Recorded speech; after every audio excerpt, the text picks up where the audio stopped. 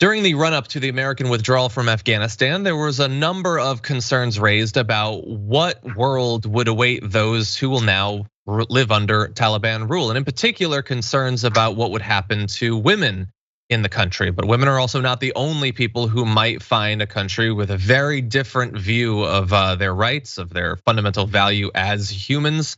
And so we're gonna be talking about what the Taliban might do in regards to the many members of the LGBTQ plus community in Afghanistan. We're very lucky to be joined on the program by the Weekend News reporter at Insider's London office, Joshua Zitser. Welcome to the Damage Report. Thank you for having me. Very glad to have you on. So you did a write-up where you spoke with a number of members of this community, of activists around this. What inspired you to begin this work? I think like what you said in your introduction, I worked on this story with my colleague Alia, and we had seen that a lot of the narrative had been about how bad things will be for women under the Taliban, which is of course true, and is really, really important to talk about. But like you say, the other sort of group who face a very different situation and quite a terrifying situation under the Taliban are gay men and LGBTQ plus people in general. And I know that when concerns were raised about women, there were these statements, these vague statements that were put out by spokespeople for the Taliban that they were different in some way, that there would be some change from the last period of their rule in Afghanistan. Have those assurances been offered even in vague form for members of the LGBTQ plus community? Not that I'm aware of, and of course we view all of these statements with a great deal of skepticism. But sort of the sense that I'm getting on the ground from the men who we're still speaking to actually is that the situation won't be any different to how it was under the previous period of Taliban rule. They're very terrified of their lives. For people who might not be familiar, because we're talking about more than 2 decades ago, what was it like back during that period?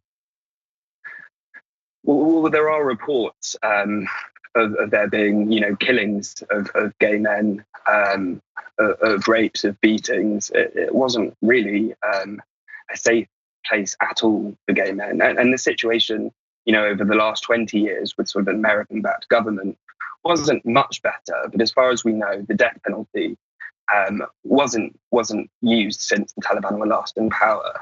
So while the situation that homophobia was rife, people experienced it from their families, perhaps from police officers too. It wasn't sort of state sanctioned as it was sort of in, like I say, when the Taliban were in power in the previous period. So I'm assuming the fear is not only that the state could once again begin levying the death penalty, but it might also contribute to increased levels of homophobia from some of the groups that you talked about, both at the family level, police officers and others might feel emboldened by the return of the Taliban to further stigmatize and harass this group. I think so, and I think one of the interesting things that sort of emerged from one of our conversations was they were saying that a lot of people who weren't necessarily out and who were married with children were sort of engaged in this sort of underground gay world that was taking place in Kabul, and they're worried that these sorts of people could turn on them now, could report them to Taliban members, and could put them under a great threat. So that's a concern many of them are worried about at the moment. But yes, I think naturally when governments do sort of wage war per se on certain groups of people, societal prejudice often follows. Now I know obviously there was a great effort. Many people who had worked with the United States government or other governments during this period trying to leave over the past few weeks. Was that something that took place in this area as well? People trying to flee the country in advance of the Taliban taking over? Yeah, I mean the men we spoke to were all very, very desperate to get outside of the country and to seek asylum in sort of the US, the UK, Germany, countries like that. Unfortunately, the 3 men we've spoken to weren't successful in that effort because, we saw images and videos of how desperate and how many people there were desperate to get out of the country. They haven't been successful, but, there are countries like Canada who have prioritized minorities and oppressed groups in their evacuation efforts and in their refugee efforts, which, in some ways might prioritize gay men who, of course, are very vulnerable right now.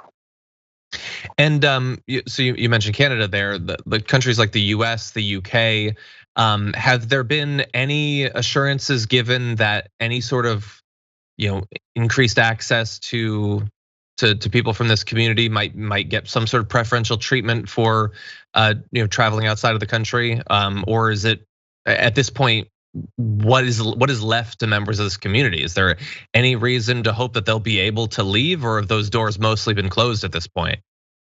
Yeah, I think they've mostly been closed. I think the people we're speaking to are sort of a little bit hopeless about getting out of the country now.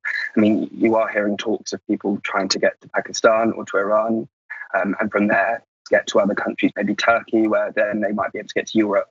But I think those are quite ambitious. But if it fills them with some glimmer of hope, then it's worth holding on to. And so long as they remain inside of Afghanistan, have there been any statements from any governments about watching for human rights abuses if the death penalty does come back? Is there any reason to believe that some sort of pressure can be applied to try to stop the abuse of members of this community?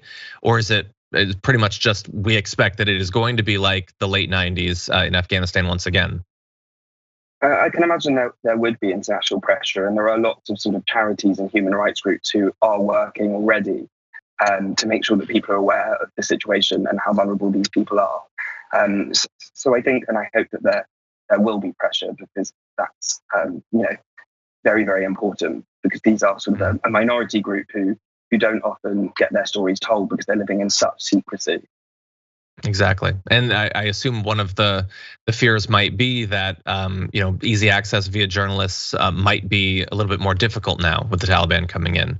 But just out of curiosity, I fear what the answer might be. But we generally ask what our viewers can do if they're interested in helping out in the areas that we talk about in these stories. But is there anything realistically that people watching can do if they want to help in this situation? Yeah, there are lots of groups. Rainbow Railroad is one of the ones we spoke to in our articles. We've also been speaking to a group called Immigration Equality, who sort of work with pro bono lawyers to try and offer legal advice to people who are still in Afghanistan or who've recently departed. And I know that there are various groups who are working with people currently in Afghanistan, even offering them mental health support. So do look out for those sorts of groups, and I'm sure they would be keen to have donations or just for people to know about the work that they do.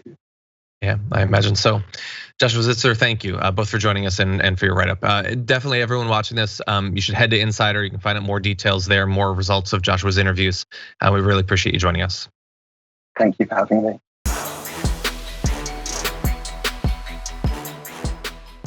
Check out the Damage Report podcast each day, wherever you get your podcasts, whether Pocket Casts or Stitcher or iTunes. You can join me as I give you the news and stories you want, with a range of co-hosts and interview guests jumping in on the fun each day. Again, that's the Damage Report, wherever you get your podcasts. And if you get them at iTunes, don't forget to rate and review. Sometimes I'll read them live on the show.